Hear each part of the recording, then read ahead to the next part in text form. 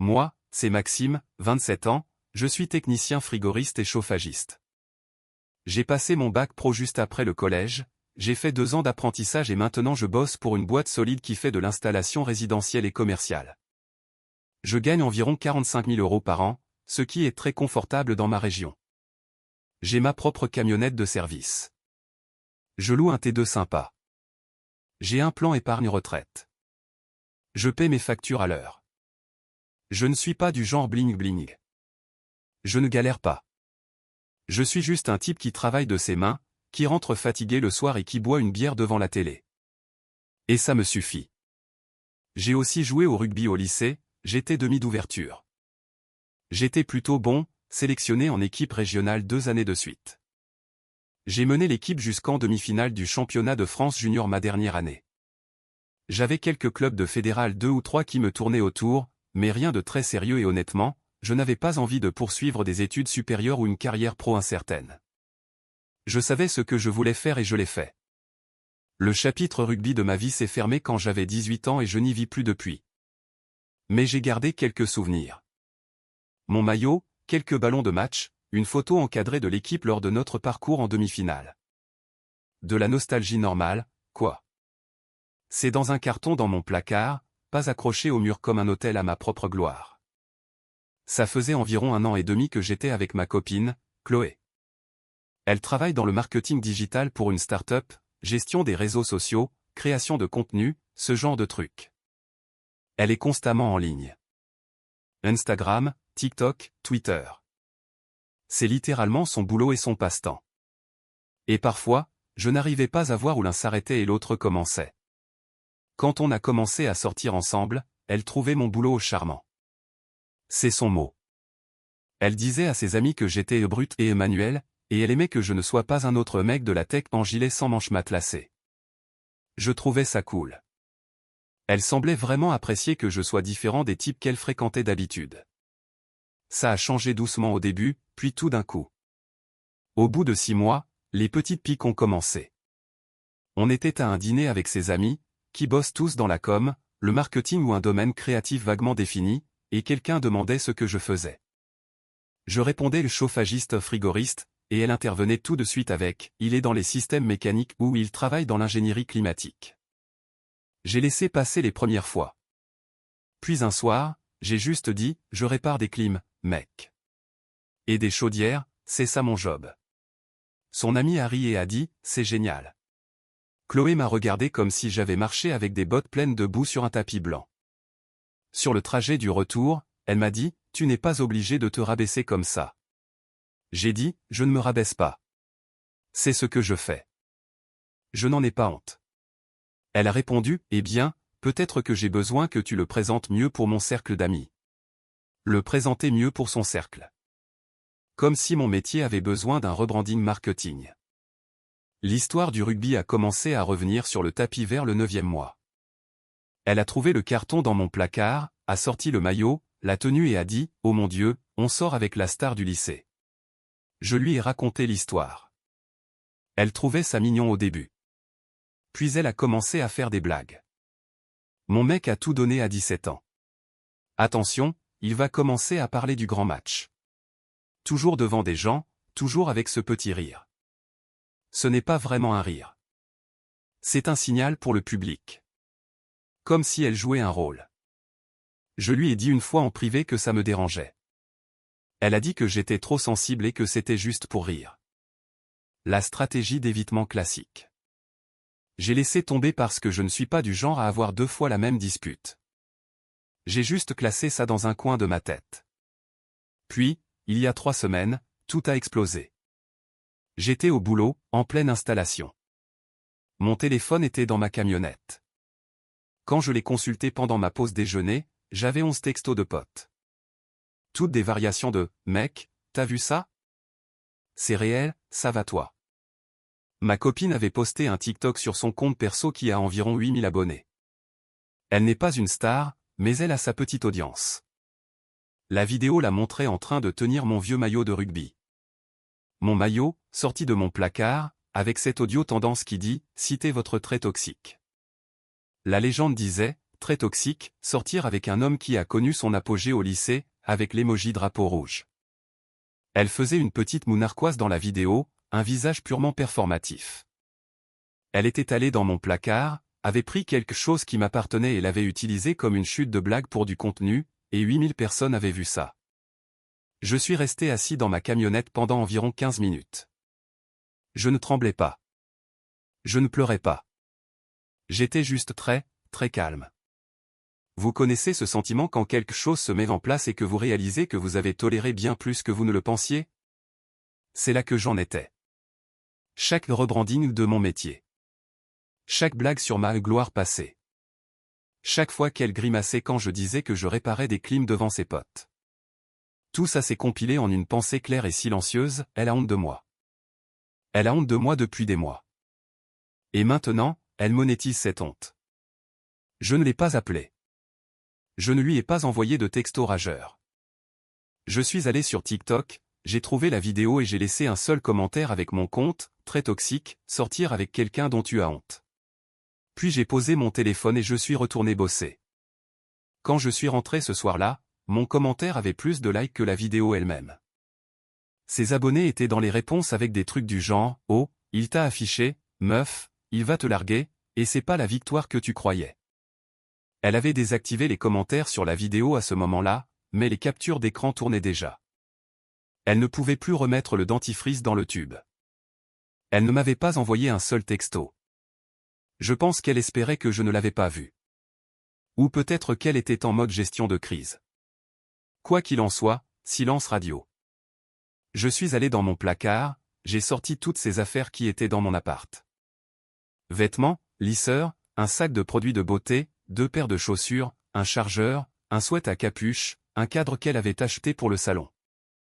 J'ai tout mis dans un grand bac de rangement en plastique que j'avais dans le garage. Propre, net, rien d'abîmé. Je ne l'ai pas apporté à son appart. Elle a des colocataires et je ne voulais pas faire de scène. À la place, j'ai conduit jusqu'à chez sa sœur aînée, Sophie. Sa sœur habite à 10 minutes de chez moi, elle a son propre appart et a toujours été la personne raisonnable de la famille.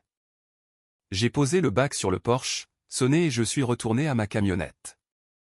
Sa sœur a ouvert, a vu le bac, m'a regardé dans le camion et m'a appelé. J'ai décroché. C'est ce que je pense que c'est? Ouais, c'est ses affaires. C'est fini. Silence. Puis, c'est à cause de ce TikTok. Tu l'as vu. Tout le monde l'a vu. Je lui avais dit de pas poster ça. Un autre silence. Puis elle a dit quelque chose que je n'attendais pas, honnêtement.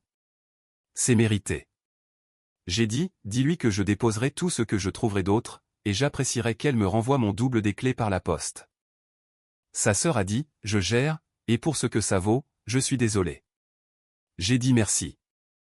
Je suis rentré, je me suis fait un sandwich, je me suis assis sur mon canapé et j'ai fixé le mur un moment. Puis j'ai pris une douche et je suis allé me coucher. Je me suis réveillé le lendemain matin dans le chaos. Mise à jour 5 jours plus tard. Quand j'ai dit chaos, je ne plaisantais pas. Mon téléphone avait explosé pendant la nuit. Texto d'elle, de ses copines, un DM de sa mère sur Instagram. Le cirque complet. Je vous fais la chronologie. Mon ex a finalement vu le bac chez sa sœur vers 22 h ce soir-là. Sa sœur lui avait envoyé un message pour qu'elle vienne le chercher. D'après Sophie, avec qui je suis resté en bons termes, mon ex est arrivé, a vu le bac, l'a ouvert et a dit, il est dramatique. Dramatique. J'ai emballé ses affaires soigneusement dans un contenant propre et je les ai livrées dans un endroit sûr. Mais bien sûr, dramatique. Elle m'a envoyé un texto à 22 h 47, tu me quittes sérieusement pour un TikTok? Je n'ai pas répondu. 23 h 02, c'était une blague. Tu ne sais pas rire. C'est ça le vrai red flag ici. 23 h 15, tu réalises que tu m'affiches, là. Ton commentaire a plus de likes que la vidéo. Mes abonnés pensent que je suis une connasse maintenant. Celui-là m'a fait rire à haute voix dans mon lit. Parce que le problème dans sa tête, ce n'était pas qu'elle s'était moquée de moi publiquement. C'était que j'avais répondu et que son public avait pris mon parti. Elle n'était pas fâchée du manque de respect. Elle était fâchée du ratio. Je n'ai répondu à rien. Je me suis endormi. Le lendemain matin, j'avais un DM de sa mère. Un long message. Les points forts, je gâchais une belle histoire, sa fille était juste taquine, et la cerise sur le gâteau, les hommes qui ne supportent pas un peu de taquinerie ne sont pas prêts pour de vraies relations. J'ai lu, fermé Instagram et je suis allé bosser. Au travail, mon pote de l'équipe avait vu tout le truc en ligne. Il essayait de ne pas en parler, mais il n'a pas pu s'en empêcher. Il a dit, mec, ce TikTok.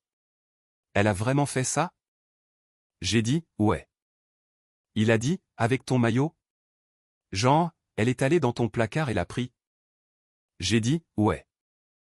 Il a secoué la tête et a dit, ma femme aurait changé les serrures avant même que je rentre du boulot si j'avais fait un truc pareil. Et c'est vrai, sa femme ne rigole pas. Ce soir-là, la meilleure amie de mon ex m'a appelé, pas un texto, un appel. C'est une femme qui ne m'a jamais aimé.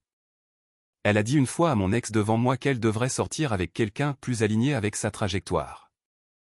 Quand j'avais demandé ce que ça voulait dire, elle a répondu quelqu'un dans une industrie plus tournée vers l'avenir. J'avais répondu, je suis tourné vers plein de choses, surtout des chaudières. Bref, la meilleure amie appelle et attaque direct, tu dois comprendre la position dans laquelle tu la mets. Ce commentaire que tu as laissé, les gens font des captures d'écran. Ça tourne. Elle reçoit des DM d'inconnus qui la traitent de superficielle. Son taux d'engagement chute parce que les gens se désabonnent. Ça affecte sa carrière. J'ai dit, elle a utilisé ma propriété personnelle pour se moquer de moi pour du contenu. C'était sa décision de carrière. Mon commentaire faisait 10 mots. Tu aurais pu lui parler en privé. Elle aurait pu se moquer de moi en privé. Elle a choisi un public. Je lui ai donné une phrase dans le même lieu. Ce n'est pas la même chose et tu le sais. Elle a répondu, tu as raison. Sa vidéo était planifiée, filmée, montée et postée. Mon commentaire a pris 4 secondes. Le sien demandait beaucoup plus d'efforts. Elle m'a traité d'enfant et a raccroché. Je suis retourné regarder la télé. C'est là que les choses ont pris une tournure inattendue. 2 jours après la rupture, mon ex a posté à nouveau. Un nouveau TikTok. Cette fois, elle était assise sur son lit. Pas de maquillage, lumière douce, musique triste. La légende disait, quand il met fin à 1 an et demi de relation pour une blague et ne veut même pas te parler de son cœur brisé. L'arc narratif de la victime. Je suis la partie blessée. Aucune mention de la vidéo originale. Aucune mention de ce qu'était la blague. Juste il m'a quitté et refuse de communiquer. Les commentaires étaient partagés. Certains qui n'avaient pas vu la vidéo originale étaient compatissants, mais beaucoup l'avaient vue et ils ont sorti les preuves dans ces commentaires. Capture d'écran du TikTok original. Capture de mon commentaire. Les gens écrivaient des trucs comme « Meuf, tu t'es moqué de lui publiquement. Il est censé juste accepter, et le contexte manquant fait tout le boulot dans cette vidéo. » Elle a désactivé les commentaires à nouveau, puis supprimé la vidéo, puis l'a repostée sans les commentaires activés. C'était un bordel sans nom. Pendant ce temps, moi, je vais juste au boulot et je rentre chez moi. Je n'ai rien posté. Pas fait de vidéo. Pas répondu à elle, ni à sa famille, ni à son ami. Je me contentais d'exister. Et d'une certaine manière, ça rendait les choses pires pour elle parce qu'elle ne pouvait rien me reprocher. Les retombées étaient entièrement autogénérées. Sa sœur m'a rappelé ce jeudi-là. Elle a dit, je veux que tu saches que je lui ai dit d'arrêter de poster à ce sujet. Elle ne m'écoute pas. Je pense qu'elle croit sincèrement que si elle contrôle la narration en ligne, elle peut réparer ce qui s'est passé. J'ai dit, elle ne peut pas réparer parce qu'il n'y a rien à réparer. C'est fini. Sa sœur a dit, je sais. Je voulais juste que tu entendes que tout le monde dans ma famille ne pense pas que tu es le méchant. Ça a compté plus qu'elle ne le pense. Vendredi, mon ex a débarqué à mon appart. À l'improviste. Elle a toqué. J'ai ouvert parce que je l'ai vue par le Judas et je me suis dit que c'était mieux d'arracher le pansement que de la laisser dans le couloir. Elle avait l'air d'avoir pleuré. C'était probablement le cas. Et écoutez, je ne suis pas sans cœur. Voir quelqu'un avec qui vous avez passé 1 an et demi debout dans votre entrée, l'air dévasté, ce n'est pas drôle. C'est pas satisfaisant. C'est juste nul. On peut parler s'il te plaît ? Bien sûr. Elle est entrée, s'est assise sur le canapé, a regardé autour d'elle comme si elle faisait l'inventaire de ce qui manquait, ses affaires, évidemment. Puis elle a commencé, je sais que le TikTok était une mauvaise idée. J'aurais dû demander avant d'utiliser ton maillot, mais tu n'étais pas obligé de m'humilier devant des milliers de personnes. Tu m'as humilié en premier. Pour ces gens-là, c'était une tendance. Tout le monde le faisait. Je ne pensais pas. Tu ne pensais pas que je le verrais ou tu ne pensais pas que ça me toucherait? Elle s'est tue, puis, les deux, j'imagine. Au moins, elle était honnête. Je voulais que tu retires ton commentaire. Elle a dit, non, s'il te plaît. Mon engagement est foutu. J'ai perdu presque 600 abonnés. Une marque avec qui je parlais pour un partenariat a vu le drama et s'est retirée. C'est de l'argent réel. Tu as fait la vidéo. Les conséquences viennent de la vidéo. Mon commentaire n'a rien causé de tout ça. Ta vidéo l'a fait. Le commentaire a juste assuré que les gens sachent qu'il y avait deux versions. Alors? Tu vas juste laisser ça là pour toujours? Je vais le laisser là jusqu'à ce que je ne m'en soucie plus assez pour y penser, ce qui est presque le cas maintenant. Elle a demandé s'il y avait une chance de se remettre ensemble. J'ai dit non. Elle a demandé pourquoi je ne voulais même pas essayer une thérapie de couple. J'ai dit parce que ce n'était pas un problème de communication. C'était un problème de respect. Elle avait passé des mois à essayer de rebrander mon travail, à se moquer de mon passé et à jouer la comédie de l'embarras à mon sujet pour ses amis et ses abonnés. Un psy ne peut pas réparer le fait qu'elle ait honte de qui je suis. Elle est partie. N'a pas claqué la porte. Est juste sortie calmement. Je pense que c'était la première fois qu'elle réalisait vraiment que c'était réel. Mise à jour 2, 13 jours plus tard. Dernière mise à jour. Promis. Cette histoire a assez duré. Et honnêtement, je veux juste passer à autre chose. La semaine après son passage chez moi, je pensais que la poussière retombait. Elle n'avait pas écrit, pas posté.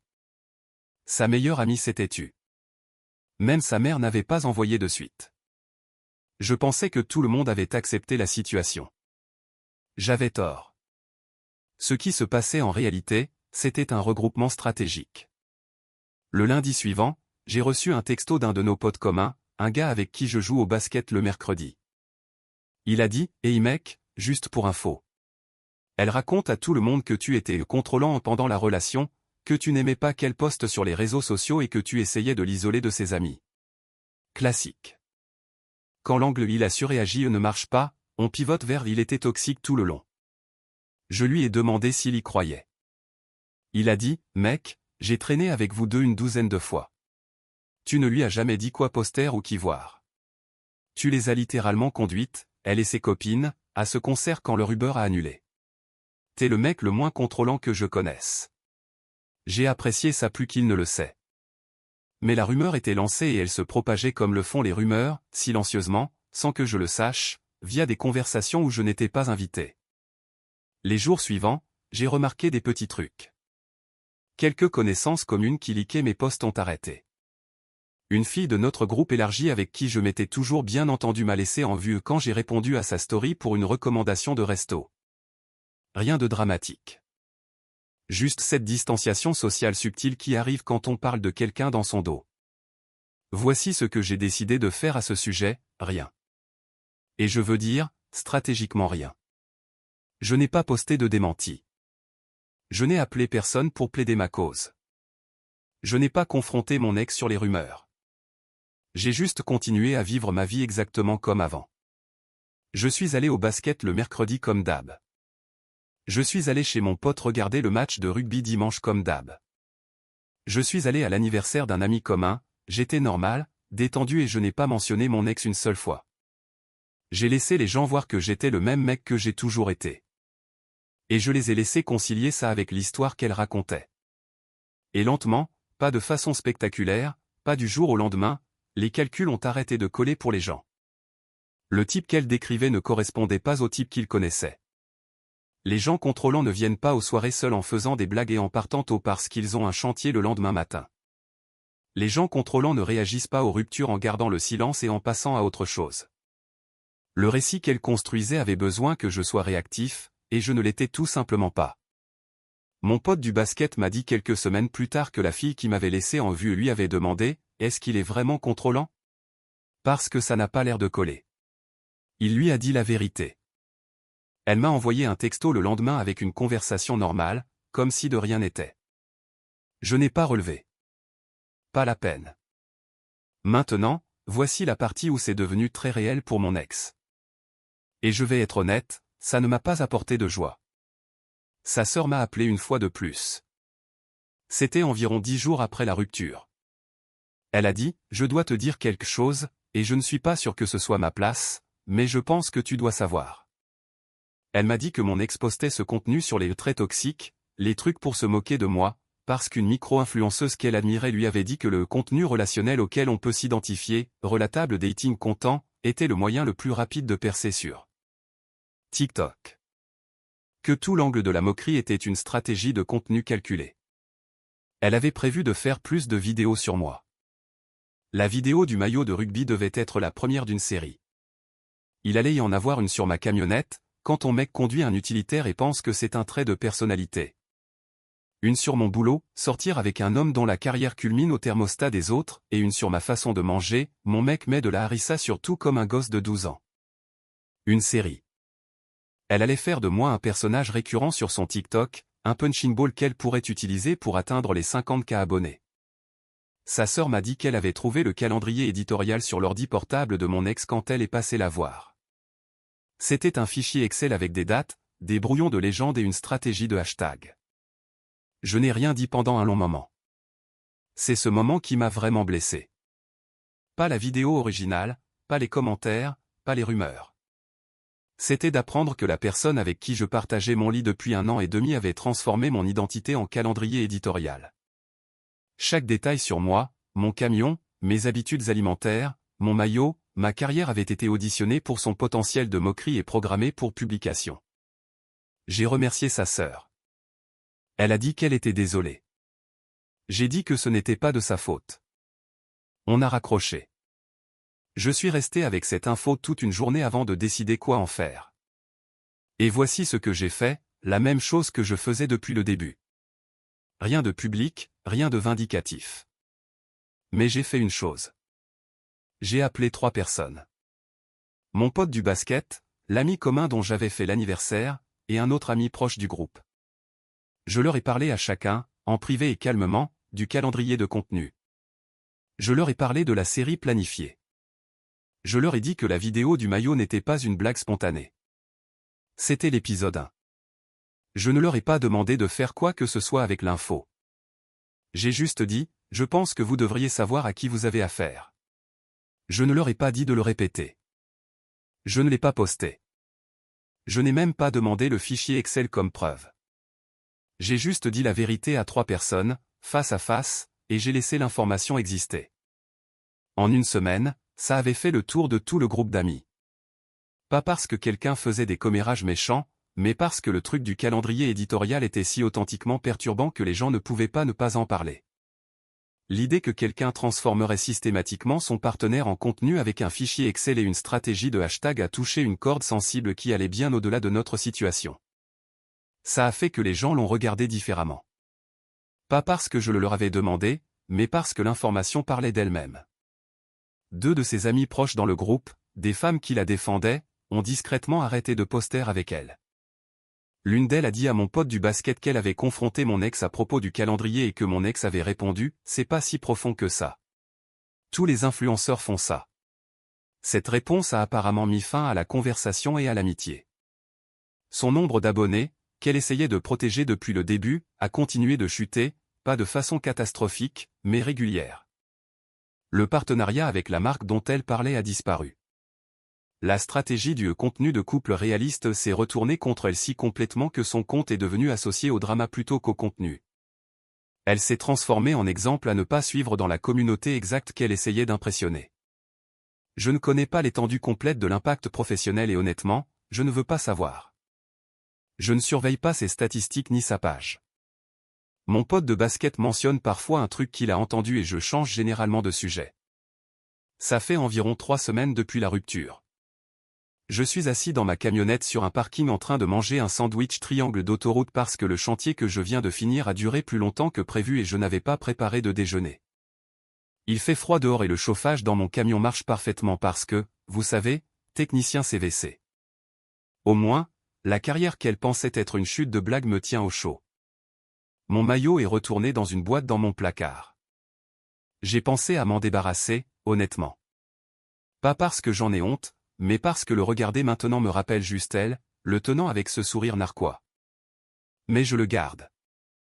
Ce maillot vient de la meilleure saison de rugby que j'ai jamais jouée. Et je ne laisserai pas le manque de respect de quelqu'un d'autre réécrire ma relation avec mes propres souvenirs. Le groupe d'amis est en grande partie intact. J'ai gardé les gens qui comptaient. Quelques connaissances ont dérivé vers son côté. Et je m'en fous royalement. Le noyau dur, les gars du basket, les amis proches, ils connaissent toute l'histoire et ils sont restés. C'est suffisant. Sa sœur m'a envoyé un texto la semaine dernière, juste, j'espère que tu vas bien. J'ai dit, ça va. Elle a dit, bien. Tu méritais mieux que ça. J'ai dit, merci. Courte conversation, mais ça voulait dire quelque chose. Je n'ai pas de tour d'honneur à faire ici.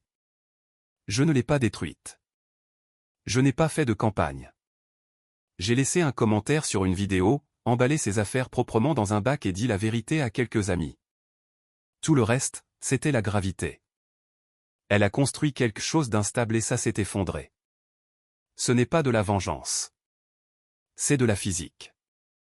La seule chose à laquelle je continue de penser, et c'est la partie qu'on ne dit pas à voix haute, c'est le fichier Excel, le calendrier de contenu. Parce que ça veut dire que chaque fois qu'elle me regardait, elle cataloguait du matériel. Chaque fois que je mettais de la harissa sur mes œufs ou que je conduisais mon utilitaire ou que je mentionnais un chantier, une partie de son cerveau classait ça sous au contenu. Je n'étais pas un petit ami. J'étais un sketch. Et c'est le genre de truc qui vous fait vous demander depuis combien de temps vous êtes une blague sans le savoir. Mais voici ce que je sais, je suis bon dans mon boulot. Je gagne honnêtement ma vie. Mon camion est payé. Mes potes répondent quand j'appelle. Et j'ai un maillot dans mon placard d'une saison où j'ai donné tout ce que j'avais et c'était suffisant. Ce n'est pas avoir eu son heure de gloire. C'est juste vivre, et je ne m'excuserai pas pour ça.